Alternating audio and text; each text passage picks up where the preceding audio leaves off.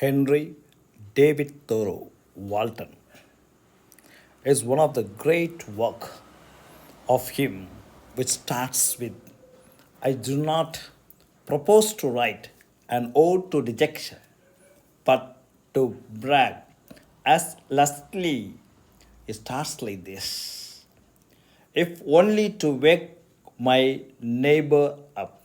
This is the thing he starts with. And to introduce to the text, he gives a very good structure. The book is not a novel, a narrative poem, or a play. There is no clear storyline, no plot line, nor is it a autobiography, although much of it is based on Thoreau's life at Walton Pond. So this is the thing which has made many critics with some focus on about this work as the cycle of the seasons as symbol of death and rebirth, and other on whether it is in the spit of opposite it contains. It is not easy book for a reader, especially for a first time reader, to sort out and find order in it. So this Walton is a work of many gap and contradiction. So this is the thing which you are able to see. So while we just talk about this work, we are able to just go into the economy. We are ready to go with the economy. We are ready to go with the sound. We are ready to go with the reading, solitude, visitor, bean field, the village, the ponds, the baker farm. These were the main topics which were being dealt in the part 1 of Walton. So now while you just look into the chapter, now we are going to look into the chapter 11, higher law. What is this higher law? It starts the higher law in a very simple manner. What is meant by law? It starts with a string of fish trailing by a pole. It is being now quite dark. I catch a glimpse of woodchuck. So he starts in this manner. And he slowly enters with it with one of the very best thing, that wildness which he represented. Once or twice, half-starved hound. It talks about the hound. It talks about the wildlife. They have their own rules and regulations. He was just talking how he loved the savages of the pond and the forest nearby. I love the wild, not less than the good. So this is one of the main thing which we want to actually see. The wilderness and the adventure that are in fishing still recommended it to be. This is the words by him. He talks about hunting. And he talks about the Mississippi and Colombia. He talks about the natural hunter, the travelers. All these things make this essay one of the finest thing with the higher law. He was just talking about some of the things which was been about the study of the birds, ornithology. These are the things which you want to see. He was just talking about how the vegetables, how the vegetable wilderness, the hunters as well as the fisher and fisher of men are just having the opinion of Charles Nunn, who simply he says with the wonderful lines from this Canterbury Trails that saint that hunters been not holy men. So he talks about Charles Charles Nunn. We are able to see about Charles Darwin's evolution of the species. the small insect, the amoeba. The same way, here it slowly talks with the higher law of the forest, a higher law of the individual in the pond. He just talks about the frequency. He talks about the governor and his council, about the town, and he talks about the civilized communities.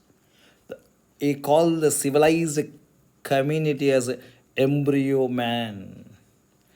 The embryo man passes through the hunter stage of development.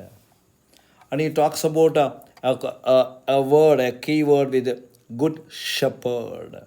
He talks about a word, good shepherd. And he also just he gives a mighty make of good shepherd's dog. So he was just going on giving about many lucky things, and it was a very straightforward things. Yeah, it was a straightforward things in this higher law. So in this Walter, as we cannot judge what it is, we are able to just go ahead with very fantastic things. It talks about we are conscious of animal inness. Look at the word. We are conscious of the animal inness. What is the animal? The animal actually talks about our purity. It talks about our energetic energy or generative energy. And he was just finally talking every man is the builder of a temple. This is a very main thing. He says every man is the builder of a temple. This is a higher law. Called his body to the God he worships after a style purely his own. Apart from this, we are just able to see Henry David Thoreau. He is just giving some of the examples. The wings of butterfly still represents the larva. While we are actually seeing this Walden as a study with his higher laws, we are remembered with his writings, which is containing paradoxes. It's containing paradoxes. I was just talking with the points what I actually said. He just give about the country, about New England references. He was just talking about so many games as they do in England. Among it, they also have a game of solitary amusement of hunting, fishing. So these are the two things which you got to note. So what are the primitive entertainment what they have? If the question be now asked for us, then we have to answer. It is having the solitary amusement of hunting and fishing. Apart from this, they call hunters is the greatest friend of the animal hunted, not expecting the humane society. And we are able to see Henry David Thoreau is just giving an additional information not alone about fishing, he also gives about the rabbit, and he just talks about some of the animals which has just been found in the forest. He says there is a period in the history of the individual as the race when the hunters are the best man. ஒரு காலத்தில் பார்த்தீங்கன்னா இந்த ஹண்டர்ஸை தான் the best என்று சொன்னார்கள். The best man அது யார் அப்படி சொல்கிறாங்கன்னா தே ஆர் அங்குலியஸ் அப்படின்னு சொல்லக்கூடிய குரூப். ALGONQUINS.